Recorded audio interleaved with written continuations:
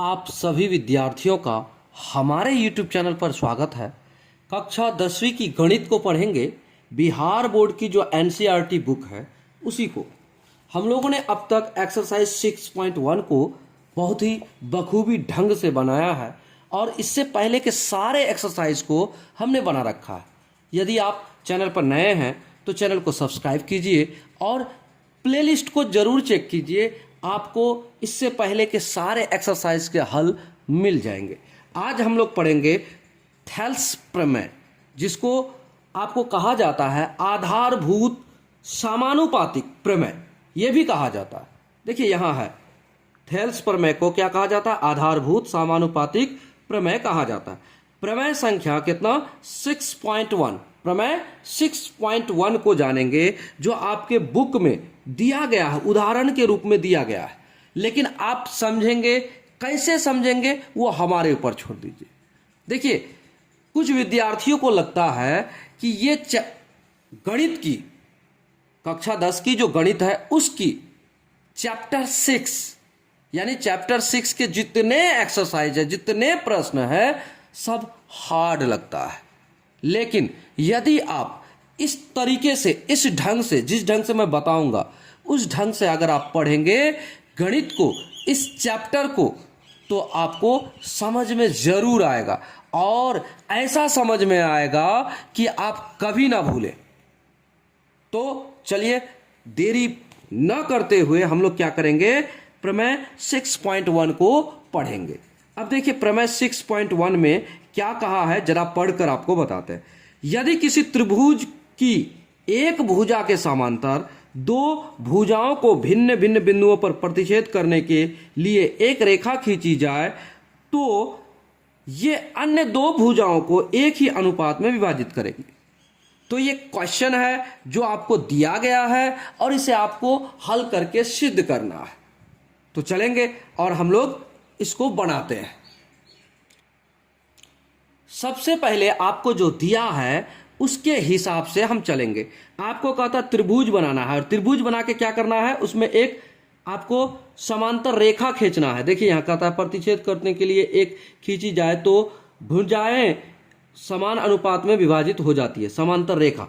तो ये जो त्रिभुज है इसी को बनाएंगे हम लोग, है ना। और इसको बना के हम लोग समझेंगे भी और किस तरह से थेल्स ने, प्रसिद्ध थेल्स जो आपको प्रमेय दिया है, उसने कैसे ये सिद्ध किया है कि ये जो समानुपात, ये जो समांतर रेखा है, इसके समांतर रेखा ये है या फिर इसके समांतर रेखा ये है, तो ये जो एक साथ गया, त्रिभुज के बीचों बीच गया और क्या किया, इसको आधे आधे भाग में बांट दिया, भुजाओं को इसको बांट दिया आधे में, इसको बांट दिया आधे में।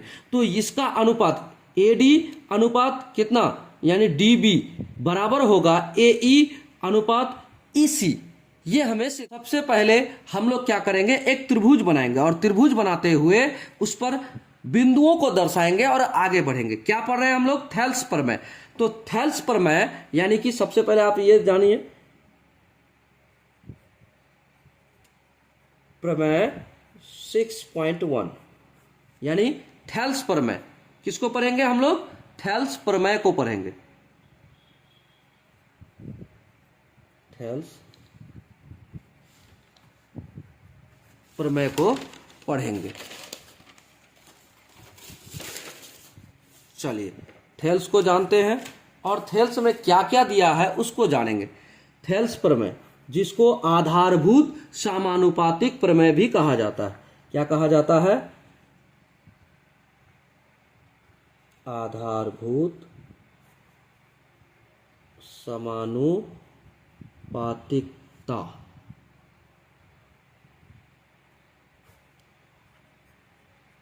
प्रमेय भी कहा जाता है ना। तो चलिए इसके बारे में हम लोग आगे जानेंगे। कैसे जानेंगे? सबसे पहले हम क्या करते हैं, एक त्रिभुज बनाते हैं, एक त्रिभुज बनाते हैं और त्रिभुज बनाकर हम इसे हल करेंगे, है ना। चलिए एक त्रिभुज बनाते हैं, ABC और इसमें हमें क्या कहा है, एक समांतर रेखा खींचना है जो ये दो भुजाओं को क्या करता है, प्रतिच्छेद करती है।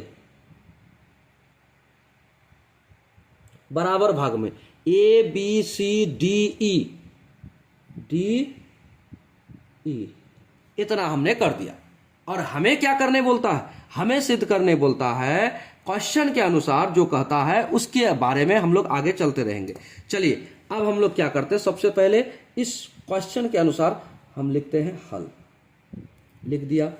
अब सबसे पहले आपको जो दिया है आप उसको लिखिए, आपको दिया क्या है।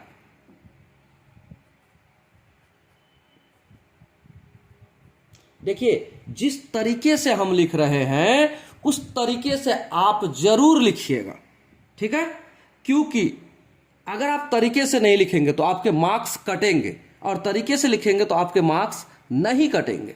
तो दिया है आपका डीई समांतर बीसी या फिर बीसी समांतर डीई, कह सकते हैं हम, एकदम कह सकते हैं ना, समांतर रेखा, तो कह सकते हैं, क्या कह सकते हैं, हमें दिया है डीई समांतर बीसी, हम कह सकते हैं, एकदम हमने लिख दिया। देखिए गणितीय भाषा में लिखा है, यानी तो आप इसको लिख सकते हैं डीई, क्या लिख सकते हैं, समांतर बीसी लिख सकते हैं, या फिर इसको डबल लाइन जो ऊपर से देंगे वही हो जाएगा आपका समांतर, है ना। अब लिखिए सिद्ध करना क्या है, वो बात को लिखना है। सिद्ध करना है, क्या सिद्ध करना है भाई, हमें सिद्ध करना है एडी बटे बीडी, ए डी बटे बी यानी बीडी या फिर बीडी या फिर डीबी, ये कह सकते हैं हम, बराबर ए ई बटे ई सी या फिर सी ई सी, ये हमें सिद्ध करना है। देखिए आप इसको ऐसे भी लिख सकते हैं डी ए बटे डी बी या फिर ए डी बटे डी बी या फिर बी डी, ऐसा कर सकते हैं, ठीक है ना। तो चलिए ये हमें सिद्ध करने के लिए कहा गया है। अब देखिए सिद्ध करने के लिए कहा गया तो दो बातें आपने लिख दिया, त्रिभुज बना लिया, आपने जो दिया है वो लिख लिया और जो करना है वो लिख लिया। अब आप इसमें करिए रचना। क्या रचना कीजिए, रचना ऐसे कीजिए, देखिए, यानी B को E से मिलाइए और D को C से मिलाइए। कुछ विद्यार्थी इस चैप्टर को ही हार्ड समझकर छोड़ देते हैं, जो कि आपको नहीं करना है ना। चलिए हमने ये कर दिया। अब उसके बाद यहां पर क्या करना है, और एक काम करना है। क्या करना है, देखिए इस त्रिभुज में ADE में लंब डालना है और दोनों भुजा पर लंब डालेंगे। और कैसे डालते हैं जरा देखिए, ई से डालेंगे इस पर,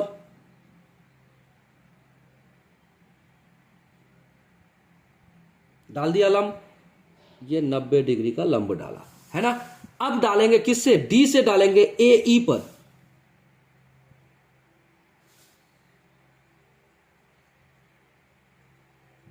डाल दिया, लंब डाल दिया। अब देखिए लंब डाला तो जहां लंब डला ना उस जगह को आप कुछ मान दे दीजिए, नाम दे दीजिए। कैसे देंगे, यहां पर आप m दीजिए या तो n दीजिए, जैसे देना है वैसे दीजिए। हमने ऐसा देंगे हम, चलिए m और n हमने दे दिया, चलिए दे दिया। हमने रचना किया। अब रचना में क्या क्या किया उस बात को लिखेंगे स्टेप बाय स्टेप।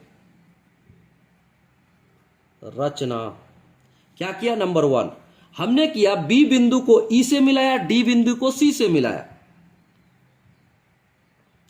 बिंदु B को किससे, E से मिलाया, E से, तथा बिंदु कितना को, D को C से मिलाया। इतना समझ गए ना आप लोग, इतना अगर समझ गए तो हम लोग फिर आगे बढ़ेंगे। इतना समझ गए कि हमने क्या क्या किया, इसको इससे मिलाया, इसको इससे मिलाया, ये लिख दिया। अब नंबर 2 क्या किया, हमने लंब डाला। हमने क्या किया, डी बिंदु से n यानी कि जो लंब डाला ए ई पर, बिंदु डी से क्या किया, बिंदु डी से ए ई पर ए ई पर लंब, लंब कौन सा है, लंब डाला, डी एन डाला। वह और भी एक काम किया, क्या किया, ई बिंदु से एडी पर, बिंदु ई से एडी पर लंब, लंब क्या डाला, डीएन यानी एनडी, डी डाला, है ना। ये काम किया ना हमने, कर लिया। देखिए रचना जब कर लेते हैं तब हम लोग शुरू करते हैं उपपत्ति। क्या शुरू करते हैं, उपपत्ति शुरू करते हैं, यानी सिद्ध करना चालू करते हैं हम लोग, है ना। तो लिखते हैं अब उपपत्ति। देखिए इसी तरीके से, इसी चरणबद्ध तरीके से आपको बनाना है उपपत्ति। लिख दिए, अब सिद्ध करना चालू। अब देखिए एक बात आपको यहां ध्यान रखना है, क्या करना है, इस त्रिभुज को ध्यान पूर्वक देखिए, ए बी सी को। ए बी सी में क्या है, आपको ए बी के तरफ आपको पहले आना है, यानी ए बी में त्रिभुज ए डी ई और उसके बाद ए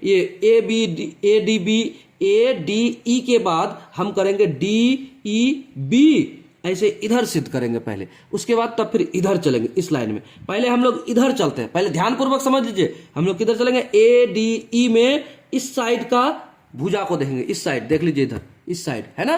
तो चलिए लिखते हैं त्रिभुज, कितना, त्रिभुज ए डी ई में, त्रिभुज ए डी ई का क्षेत्रफल, सीधा सीधी। तो त्रिभुज का क्षेत्रफल बराबर होता है 1/2 गुना आधार गुना ऊंचाई। तो इसको करेंगे ए डी ई का क्षेत्रफल बराबर 1/2 गुना आधार गुना ऊंचाई। अब एक बात, यहां तक तो आपने जाना कि ये होता है, तो 1/2 आधार गुना ऊंचाई। आधार किसको आप कहेंगे, यहां देखिए ए डी ई में जिस पर, ये हमेशा ध्यान रखिएगा, जिस भुजा पर लंब डाला गया हो वही भुजा आधार होगा। क्लियर, इतना समझ गए, जिस भुजा पर लंब डाला गया हो वही भुजा क्या होगा, क्या होगा, हमारा हो जाएगा वो आधार, है ना, और लंब ही हो जाएगा ऊंचाई। तो इसमें देखिए ए डी ई में, तो इधर वाला लाइन हमने आपको बताया था, इधर वाला लाइन में इस पर डला है ना लंब, तो डला है लंब इस पे, तो ए डी क्या हो जाएगा, आधार हो जाएगा। इसलिए हम करेंगे 1/2 गुना ए डी यानी आधार गुना ऊंचाई। ऊंचाई क्या है हमारा, ये देखिए ये है ऊंचाई, तो ई एम हमारा ऊंचाई है, ई एम हमारा ऊंचाई है। ये हमारा समीकरण 1, हम क्या किए, इसको समीकरण 1 मान लिया। ठीक है, इतना समझ गए आप। अब चलिए दूसरा त्रिभुज में, कौन सा दूसरा त्रिभुज है, डी ई बी। त्रिभुज क्या है, डी ई बी। तो लिखते हैं त्रिभुज डी ई बी का क्षेत्रफल, तो बराबर क्या होगा, 1/2 इंटू आधार गुणा ऊंचाई, है ना। इतना तो होगा, अगर इतना होगा तो यहां पर भी 1/2 तो होगा, आधार यहां पर क्या हो जाएगा। अब देखिए यहां कहिएगा कि सर डी ई बी में कोई लंब डला ही नहीं है, हम कैसे पता करें कि ये हमारा आधार कौन होगा। तो देखिए आप एक बात को और समझिए, हम आपको समझाना चाहते हैं, अब दूसरा पेज में समझाते हैं, समझिए। जब कभी अधिक कोण बने, जब कभी अधिक कोण बने, जब कभी अधिक कोण बने, ये अधिक कोण है, ये कोण क्या है, अधिक कोण है, यानी 90 डिग्री से अधिक वाला कोण बने, तो जब उस पर लंब डालिएगा ना इस त्रिभुज पर, तो लंब ये देखिए ऐसे डलेगा, ऐसे डलेगा, ये यहां से आके इस त्रिभुज से दूर में डलेगा, है ना। कहां डलेगा, त्रिभुज में नहीं डला, त्रिभुज के बाहर डल गया लंब, कहां, दूर में। तो देखिए ठीक उसी तरह से ये आपका जो त्रिभुज है ये अधिक कोण वाला त्रिभुज है। देखिए ऐसे घुमा देते हैं यहां से लेकर यहां तक, है ना। ये जो कोण है अधिक कोण वाला, तो आप यहां देखिए जरा गौर कीजिएगा, ये जो लंब यहां डला है, ये लंब यहां डला है ना, देखिए है ना, दूर पे डला है। तो इस तरह से दूर में जो डला है तो ये लंब हमारा इस त्रिभुज के लिए हुआ कि नहीं, ये हुआ ना। ठीक इसी तरह से इस त्रिभुज के लिए ये लंब हो गया, तो हमारा ऊंचाई वही हो जाएगा। तो चलिए अब आगे बढ़ते हैं, क्या करेंगे, आधार हमारा हो जाएगा डी बी। अब आधार क्या होगा, डी बी हो जाएगा। तो लिखिए डी बी गुना ऊंचाई क्या हो जाएगा, ई एम, समीकरण 2। ये आपका समीकरण 2 निकल गया। ठीक है, इतना क्लियर हो गया। अब चलिए आगे, अब हम लोग क्या करते हैं, इस तरफ चलते हैं, इधर का काम खत्म, अब इधर का तरफ चलते हैं। त्रिभुज ए डी ई में, फिर त्रिभुज ए डी ई में मत लिखिए, डायरेक्ट लिखिए का क्षेत्रफल लंबा क्यों करें, है ना। तो चलिए का क्षेत्रफल बराबर 1/2 गुना आधार गुना क्या होगा, ऊंचाई। अब देखिए इतना हुआ, ऊंचाई हो गया। अब एक बात बताइएगा आप, इस त्रिभुज में आधार क्या हो जाएगा, जिस पर लंब डला है, तो देखिए इधर ए ई पर लंब डला है ना, वही आधार हो जाएगा। तो 1/2 गुना ए ई और गुना ऊंचाई क्या हो जाएगा, देखिए भाई ऊंचाई ई एम होगा कि नहीं, है ना। देखिए सॉरी ई एम नहीं होगा, यहां क्या हो जाएगा, इसका ऊंचाई हो जाएगा डी एन। क्यों, क्योंकि इस पर लंब डला है, यही डी एन। तो डी एन दीजिए, डी एन। ये आपका समीकरण 3 आ गया। क्लियर। अब चलिए दूसरा त्रिभुज में, कौन सा त्रिभुज में, डी ई सी या ई सी डी त्रिभुज ई सी डी का क्षेत्रफल बराबर 1/2 गुना आधार गुना ऊंचाई। तो क्या हो जाएगा, अब यहां भी आप बताइए क्या होगा, यहां होगा 1/2 गुना आधार फिर उसी तरह से अधिक कोण बना है, यहां पर ये अधिक कोण है, इसका लंब देखिए कहां जाके डला है, ये यहां से लेकर यहां तक, ये जो त्रिभुज है इसका अधिक कोण है, तो यहां लंब डला है यहां, यानी एन डी यानी डी एन वही हो जाएगा। तो आधार क्या होगा, ई सी आधार गुना डी एन। ये हो गया आपका समीकरण 4। तो देखिए अब हम लोग को करना कुछ नहीं है, हमें करना है समीकरण 1 और 2 का भाग, यानी कि त्रिभुज ए डी ई का क्षेत्रफल को भाग देना है। किससे, आपको देना है त्रिभुज डी ई बी का क्षेत्रफल से, है ना। अगर आप भाग देते हैं तो क्या हो जाएगा, आपका अगला समीकरण पता हो जाएगा और सिद्ध करने में आसान हो जाएगा। चलिए अब हम लोग क्या करते हैं, समीकरण 1 तथा 2 का भाग करने पर, अब समीकरण 1 तथा 2 का भाग करने पर, देखिए मेथड बहुत आसान है और आसान पूर्वक आपको समझाना भी चाहते हैं। भाग करते हैं, समीकरण 1 क्या है हमारा, त्रिभुज ए डी ई का क्षेत्रफल बटे त्रिभुज डी ई बी का क्षेत्रफल बराबर हो जाएगा, क्या हो जाएगा, देखिए आपका हो जाएगा 1/2 गुना A D Guna E M बटे 1/2 गुना डी बी गुना यानी बी डी वही हो जाएगा गुना ई एम, है ना। अब देखिए इसको काटिए, काटेंगे तो क्या होगा, ई एम कट गया, 1/2 कट गया, एडी बटे डी बी या फिर एडी बटे बी डी, इसको इधर भी लिख सकते इधर भी लिख सकते, बचेगा क्या हमारा, बचा एडी बटे बी डी, बी डी बच गया। चलिए बी डी बचा तो बी डी लिख दिए। अब ये समीकरण हमारा 5 हो गया। देखिए इसको हमने समीकरण 5 निकाल लिया। अब फिर उसी तरह से लिखेंगे पुनः पुनः समीकरण 3 तथा 4 का भाग करने पर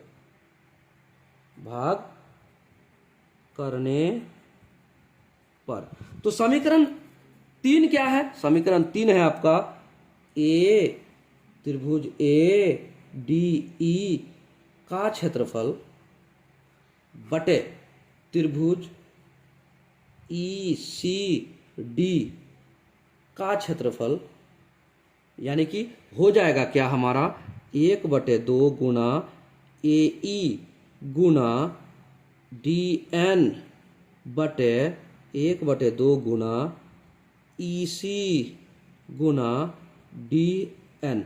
तो देखिए डी एन कटा, 1/2 कटा, बराबर आया ए ई बटे ई सी। ये समीकरण 6 आ गया है ना। अब अगर आप इतना समझ गए तो आपको एक बात और लिखना है भाई। क्या लिखना है? यहां एक बात और देखिए, समझिएगा आप। यहां आपको समझना है कि कक्षा 9 में आपने पढ़ा है, क्या पढ़ा है कि जब कोई समांतर रेखा के बीच में, दो समांतर रेखाएं चल रही है। अब देखिए ऐसे समझिए, दो कोई समांतर रेखाएं चल रही है, उसके बीच में कोई त्रिभुज बन जाए। एक त्रिभुज ऐसे बन जाए, या फिर एक त्रिभुज देखिए यहां से ऐसे बना है ना, समांतर रेखा के बीच में, और दूसरा त्रिभुज को आप यहां से फिर ले लीजिए। तो दो त्रिभुज अगर बन जाए समांतर रेखा के बीच में, तो दोनों का जो क्षेत्रफल होगा ना, वो क्षेत्रफल क्या होगा? बराबर होगा। जैसे यहां देखिए एक त्रिभुज ई, देखिए डी सी बी, या फिर सी डी बी, या फिर बी सी डी, ये जो त्रिभुज है इसका आधार देखिए किसी एक ही आधार पर बन रहा है, इस आधार पर बन रहा है। अब देखिए एक त्रिभुज यहां से बन रहा है, यहां से डी यानी ई सी डी, ये भी बन रहा है यहां पर, और एक यहां से यहां बन रहा है। तो देखिए दो त्रिभुज जब एक जगह बन जाए और एक ही क्या हो, एक ही आधार हो और एक ही समांतर रेखाओं के बीच हो, तो दोनों का क्या हो जाएगा? क्षेत्रफल बराबर हो जाएगा, है ना। तो चलिए इसको हम लिखते हैं विधिवत तरीके से। अब जो आपने कक्षा 9 में पढ़ा है उसके बारे में हम बताते हैं। अगर आप नहीं भी पढ़े हैं तो भी आप इस बात को याद कर लीजिएगा कि ये बात क्या बोल रहे हैं हम, ठीक है। अगर आप पढ़े हैं तो बहुत अच्छी बात है। तो आपको लिखना है, इसके बाद आपको लिखना है चूंकि एक ही आधार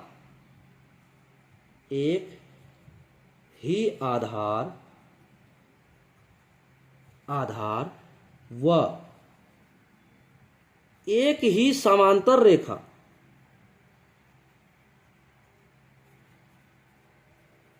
रेखा या रेखाओं के बीच बने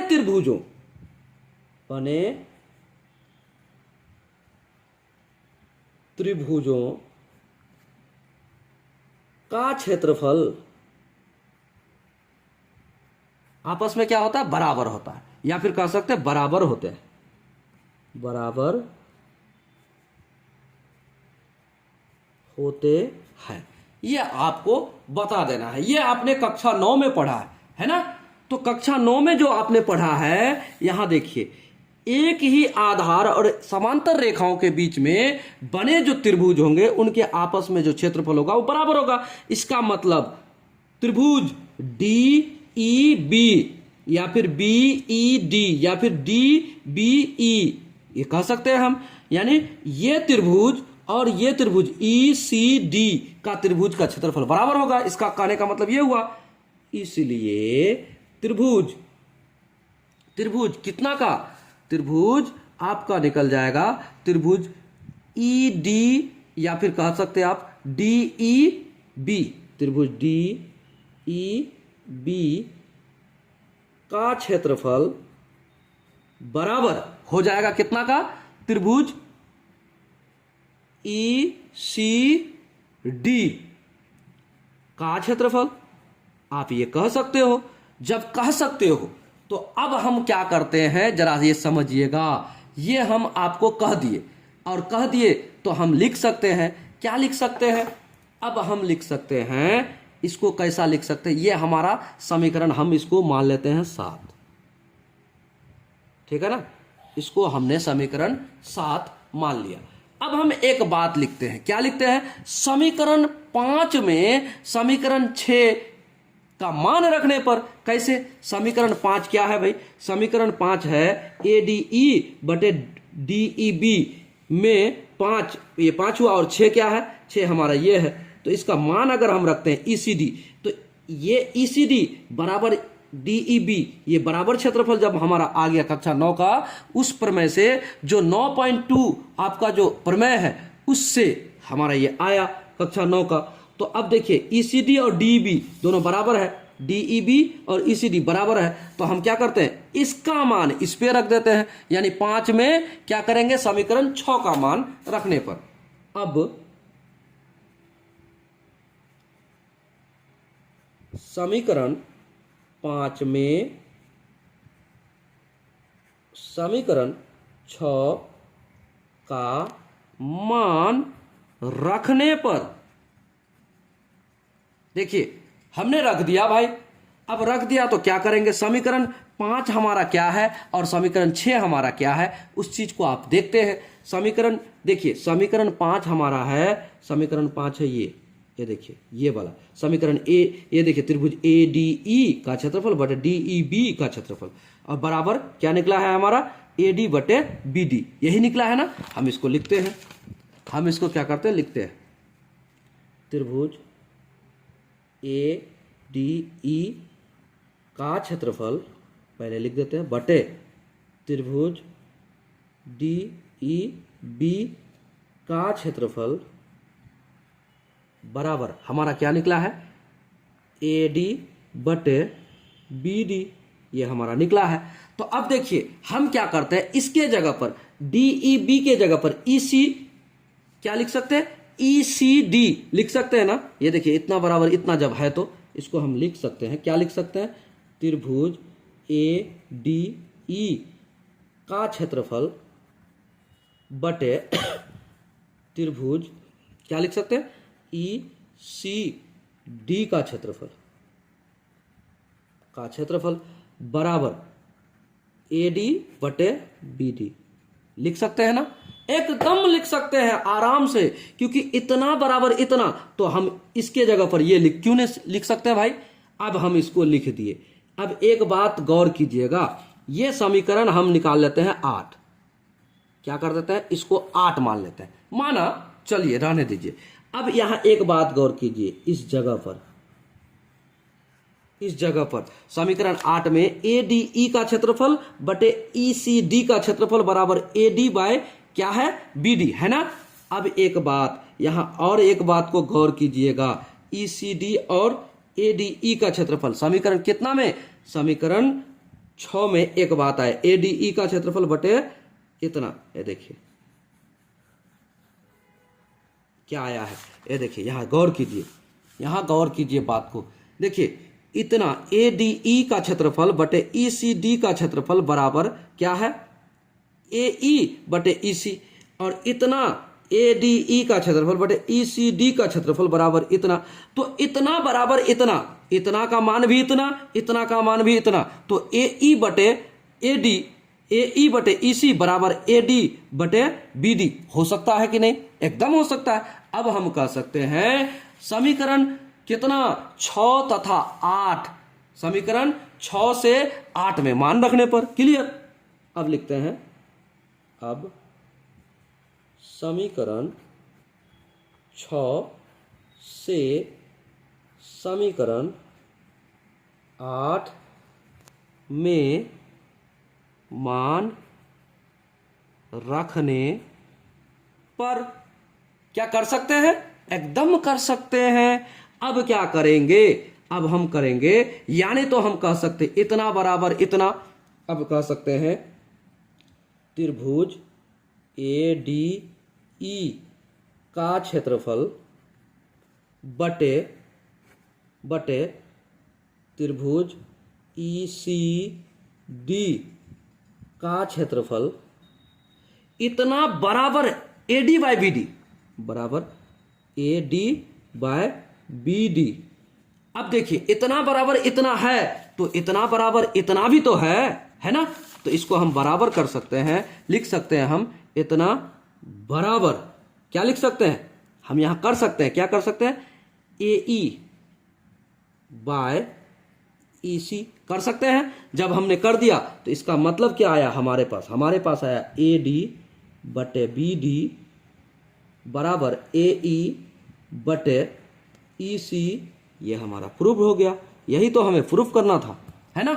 चलिए प्रश्न संख्या कितना को हमने बना लिया, प्रश्न संख्या जो प्रमेय 6.1 था हमने बहुत ही बेहतरीन ढंग से हल किया है। आप विद्यार्थियों से रिक्वेस्ट है, इसको आप एक बार में अगर ना समझ पाए तो बार बार देखें, एक बार देखें, 2 बार देखें, 3 बार देखें, 4 बार देखें और देखते हुए बनाकर आप क्या करें, इसको प्रैक्टिस करें। अगर आप प्रैक्टिस नहीं करेंगे तो आप नहीं समझ पाएंगे, नहीं बना पाएंगे, और आप अगर प्रैक्टिस करते हैं तो आप आराम से बना पाएंगे, और बना पाएंगे तो बेहतर क्या होगा। ये बिहार बोर्ड का बहुत ही महत्वपूर्ण प्रश्न है, ये आपको जानना बहुत जरूरी है। अगर आप ढंग से इसको बना लिए तो आपको 6 मार्क्स मिलेंगे। ये संभावित प्रश्न है 2024 के लिए। आप ये गांठ बांध ले कि ये आपको प्रश्न पूछा जाएगा। आप इसको सही से इस प्रमेय को बढ़ाने के लिए सीख जाइए। एक बार में ना समझ में आए, 2 बार में आएगा, 3 बार में आएगा, 4 बार में आएगा जरूर, लेकिन आप इसे बनाइएगा जरूर। आपसे रिक्वेस्ट है। और इस वीडियो में यहीं तक, अगले वीडियो में मिलेंगे फिर। जय हिंद, जय भारत।